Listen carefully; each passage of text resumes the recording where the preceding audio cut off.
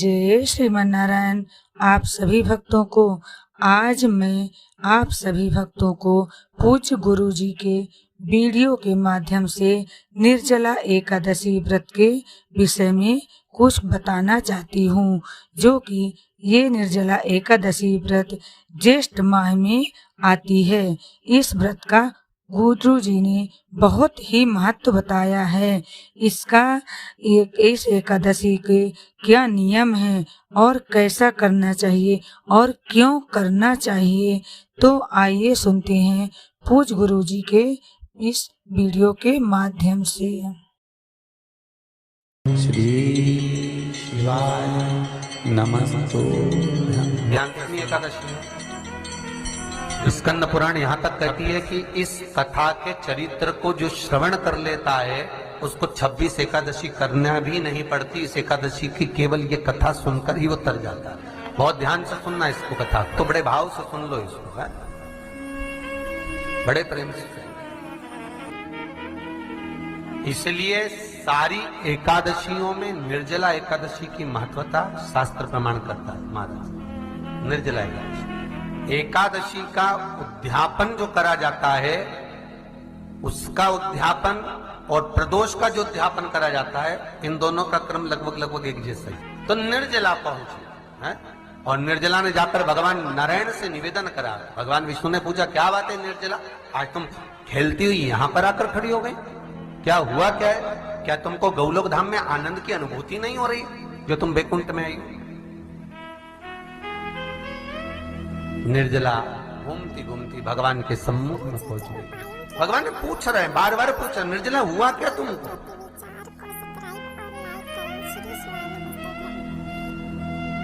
ए निर्जला, ए एकादशी, हुआ क्या है तुमको? क्या कारण है तुम्हारे यहां आने का, बैकुंठ पहुंचने का? बहुत ध्यान देना महाराज। शास्त्र कहता है सोमवार, मंगलवार, बुधवार, गुरुवार, शुक्रवार, शनिवार, ये देवता वो देवता सबके व्रत कर लो, सारे व्रत कर लो, पर ये व्रत आपको परमात्मा के धाम तक लेकर नहीं जा सकते, क्योंकि इनका जो पुण्य है वो मृत्यु लोक में आप थोड़ा सा भी व्रत करते हैं तो पुण्य समाप्त हो जाता है। पर हिंदू धर्म के 3 व्रत ऐसे बता दिए जिन व्रतों का पुण्य समाप्त नहीं हुआ।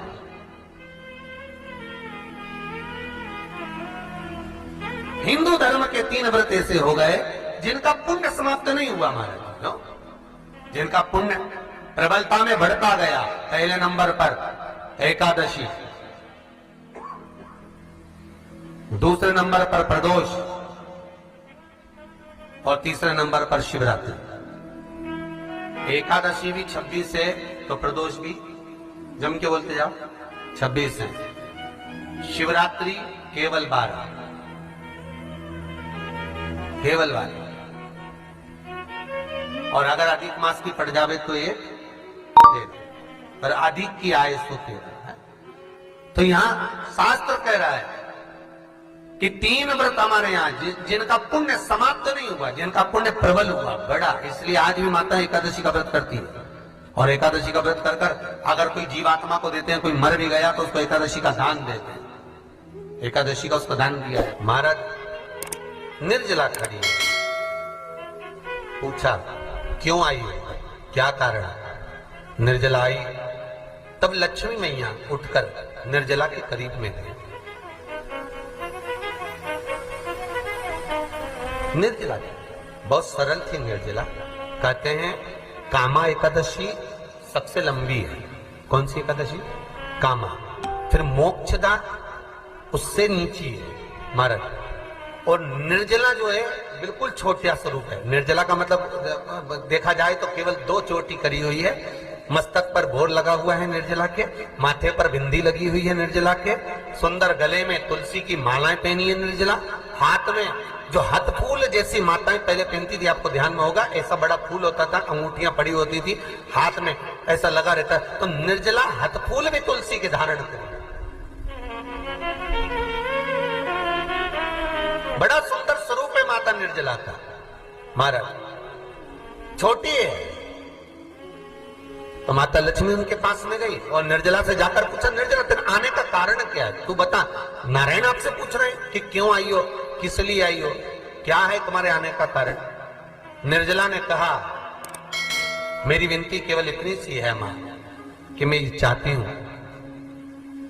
कि मैं जीव के प्राण छूटने के बाद उसके प्राणों को जिस समय मैं लेकर जीवात्मा के प्राणों को परमात्मा तक भेजूं, वैकुंठ तक भेजूं, गौलोक धाम तक भेजूं, उस बीच में मुझे ले जाते समय कई नरक भी बीच में पड़ेंगे, कई स्थान ऐसे बैतरणी आदि के स्थान बीच में आएंगे, तो वो स्थान में मुझे रोका ना जाए,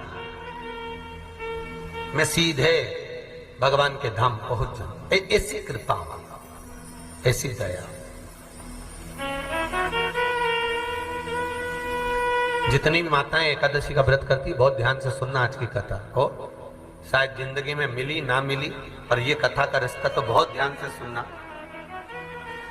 स्कंद पुराण यहां तक कहती है कि इस कथा के चरित्र को जो श्रवण कर लेता है उसको 26 एकादशी करना भी नहीं पड़ती। इस एकादशी की केवल ये कथा सुनकर ही वो तर जाता है। बहुत ध्यान से सुनना इसको, कथा को। सबसे पहला नियम एकादशी व्रत का, सबसे पहला नियम है कि आप जिस दिन व्रत करो उसके एक दिन पहले भक्ति का संचार इस हृदय में करो। भक्ति का संचार इस हृदय में कर लीजिए। जिस दिन आप व्रत करो, जैसे एकादशी का व्रत कर रहे हो तो दशमी के दिन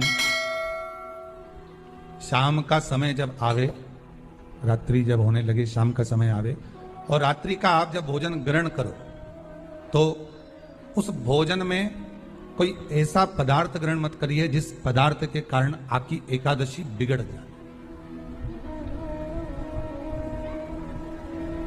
कोई बेकार भोजन में ग्रहण नहीं करना, श्रेष्ठ भोजन ग्रहण करिए दशमी। और एकादशी का दूसरा नियम बहुत ध्यान से सुनिएगा। जिस दिन आपकी एकादशी का व्रत हो उस दिन प्रयास करिएगा कि अपने हाथ से किसी भी वृक्ष की कोई पत्ती टूटे ना। अपने हाथ से किसी भी वृक्ष की, पौधे की, किसी भी वृक्ष की पत्ती अपने हाथ से ना टूटे। बहुत ध्यान दीजिएगा महाराज। एकादशी का ये दूसरा नियम है कि अपने हाथ से किसी पौधे की, किसी वृक्ष की, किसी डाली की कोई पत्ती टूटे ना, कोई पत्ती ना टूटे, इसका प्रयास करिए।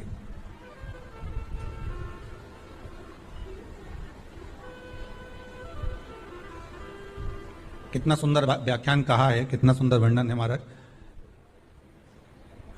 कि मात्र एकादशी का व्रत कर लेने पर, मात्र एकादशी का व्रत कर लेने पर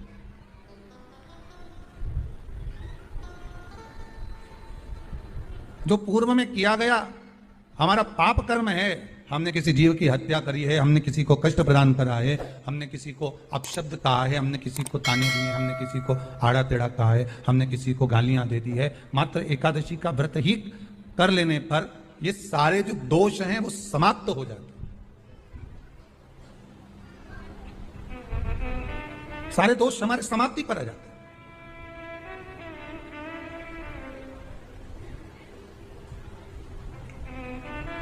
अब एक विचार करिएगा थोड़ा सा अपने मन में, अपने चित्त में, अपनी वृत्ति में एक बात उतारिएगा, एक अपने मन में एक बात को उतार कर रखिएगा कि आप अपने पाप को, अपने पाप कर्म को जिस दिन क्षीण करने वाले हो, समाप्त करने वाले हो, अपने पाप को आप जिस दिन समाप्ति पर लेकर जा रहे हो, तो उसके एक दिन पहले आपको प्रसन्नता होना चाहिए कि नहीं होना चाहिए कि कल मेरा पाप कटने वाला है, कल मेरा पाप समाप्त होने वाला है। जो मैंने पाप कर्म करा है वो समाप्त होगा, जो मैंने पाप कर्म करा है वो कल समाप्त हो जाएगा। तो एक दिन पहले आपके चेहरे पर प्रसन्नता होगी ना हो?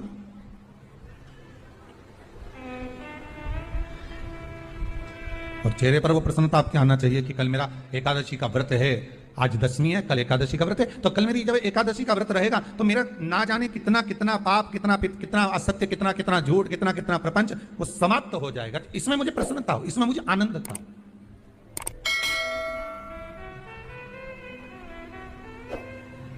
तो क्या कहा गया कि प्रयास करिएगा कि एकादशी के दिन कोई वृक्ष की, कोई डाली की, कोई कोपल की कोई पत्ती ना तोड़ी जाए।